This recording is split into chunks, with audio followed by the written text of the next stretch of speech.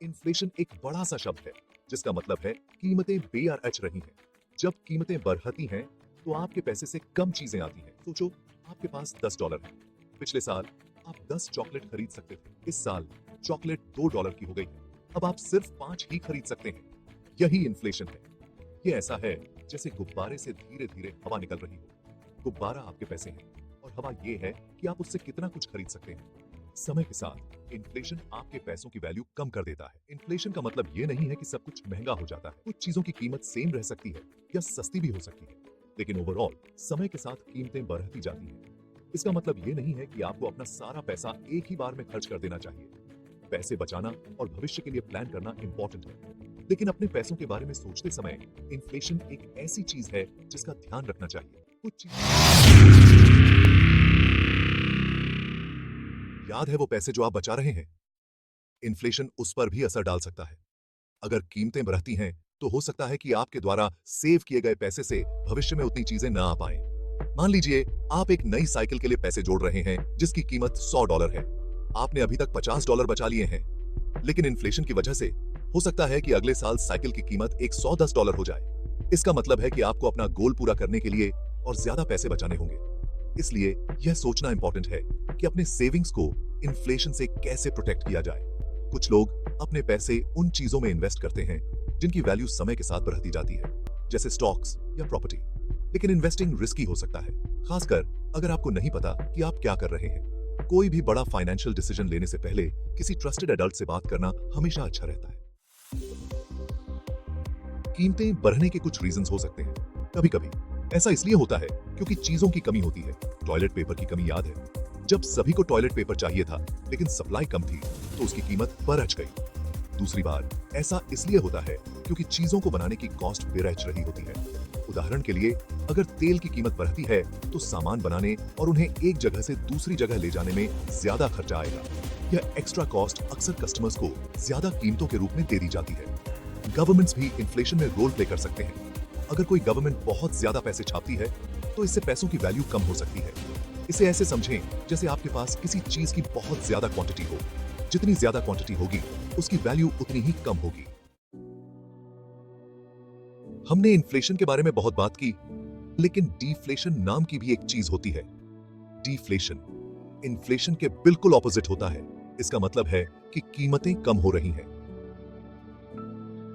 Deflation सुनने में अच्छी चीज लग सकती है, लेकिन यह असल में इकोनॉमी के लिए बुरी हो सकती है। जब कीमतें गिर रही होती हैं तो लोग चीजें खरीदने का वेट कर सकते हैं क्योंकि उन्हें लगता है कि कीमतें और भी कम हो जाएंगी। इससे बिजनेसेस कम सामान बेच सकते हैं, जिससे नौकरियां जा सकती हैं। इन्फ्लेशन और डिफ्लेशन दोनों ही प्रॉब्लम्स पैदा कर सकते हैं अगर वे कंट्रोल से बाहर हो जाएं। इसलिए गवर्नमेंट्स और सेंट्रल बैंक्स इन्फ्लेशन को एक मॉडरेट लेवल पर रखने की कोशिश करते हैं, आमतौर पर लगभग 2 से 3% प्रतिवर्ष। सेक्शन 5, आपकी सैलरी पर इन्फ्लेशन का असर। आप सोच रहे होंगे कि इन्फ्लेशन आपकी सैलरी को कैसे अफेक्ट करता है। अगर कीमतें बेअच रही हैं तो सेम लाइफस्टाइल मेंटेन रखने के लिए आपको ज्यादा पैसे कमाने की जरूरत हो सकती है। कभी कभी एम्प्लॉयर्स अपने एम्प्लॉइज को इन्फ्लेशन के साथ एडजस्ट करने में हेल्प करने के लिए रेज देते हैं, लेकिन कभी कभी वेजेस बढ़ती कीमतों के साथ नहीं बढ़ती हैं, जिसका मतलब है कि लोगों की बाइंग पावर कम हो जाती है। यह उन लोगों के लिए स्पेशली टफ हो सकता है जिनकी इनकम फिक्स्ड होती है, जैसे रिटायर्ड लोग जिनके पास अपनी इनकम बढ़ाने का कोई तरीका नहीं होता है। कीमतें बढ़ने पर उन्हें अपने पैसों को ज्यादा समय तक चलाना पड़ता है। सेक्शन 6, इन्फ्लेशन से लड़ने वाले सेंट्रल बैंक्स।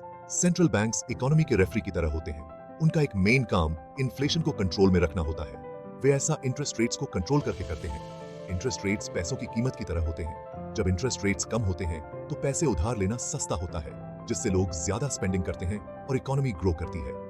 लेकिन अगर इन्फ्लेशन बहुत ज्यादा बढ़ने लगे तो सेंट्रल बैंक्स इकोनॉमी को स्लो डाउन करने और कीमतों को वापस नीचे लाने के लिए इंटरेस्ट रेट्स बढ़ा सकते हैं। यह एक डेलिकेट बैलेंसिंग एक्ट है और सेंट्रल बैंकर्स का काम बहुत टफ होता है। उन्हें सही डिसीजंस लेने के लिए बहुत सारे डेटा और केयरफुल एनालिसिस का यूज करना पड़ता है। सेक्शन 7, इन्फ्लेशन बेकाबू हो गया। बीते समय पर एक नजर हिस्ट्री में। ऐसे समय भी आए हैं जब इन्फ्लेशन कंट्रोल से बाहर हो गया। सबसे फेमस एग्जांपल्स में से एक है वर्ल्ड वॉर 1 के बाद जर्मनी में हाइपर इन्फ्लेशन। कीमतें इतनी तेजी से बढ़ रही थीं कि लोगों को सिर्फ एक ब्रेड खरीदने के लिए व्हील बैरो भर भर के पैसे की जरूरत पड़ती थी। लोगों की सेविंग्स खत्म हो गई और इकोनॉमी पूरी तरह बर्बाद हो गई। हाल ही में 1970s में यूनाइटेड स्टेट्स में हाई इन्फ्लेशन का दौर था। तेल की कीमतें आसमान छू रही थीं और इन्फ्लेशन को कंट्रोल करने के गवर्नमेंट के एफर्ट्स बहुत इफेक्टिव नहीं थे। ये एग्जांपल्स दिखाते हैं कि हाई इन्फ्लेशन कितना डैमेजिंग हो सकता है।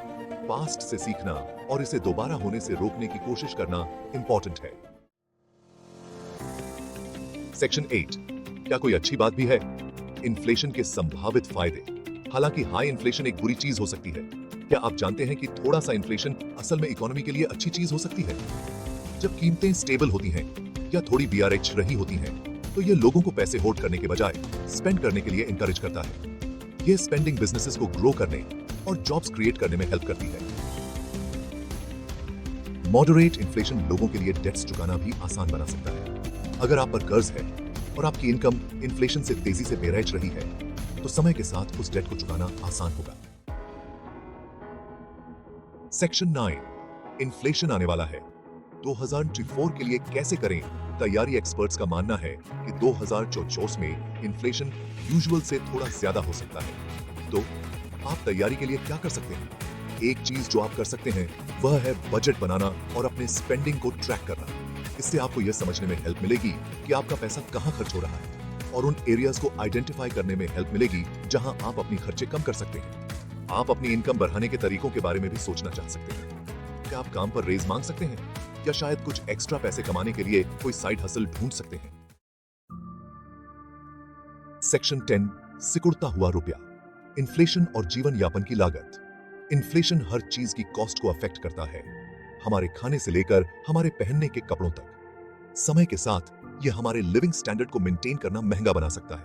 यह याद रखना इंपॉर्टेंट है कि इन्फ्लेशन इकोनॉमी का एक नेचुरल पार्ट है। यह हमेशा एक बुरी चीज नहीं होती है, लेकिन यह एक ऐसी चीज है जिसके बारे में हमें अवेयर रहने और प्लान करने की जरूरत है। इन्फ्लेशन को समझकर और खुद को प्रोटेक्ट करने के लिए स्टेप्स उठाकर हम इन इकोनॉमिक चैलेंजेस से पार पा सकते हैं और अपने फाइनेंशियल गोल्स को अचीव कर सकते हैं।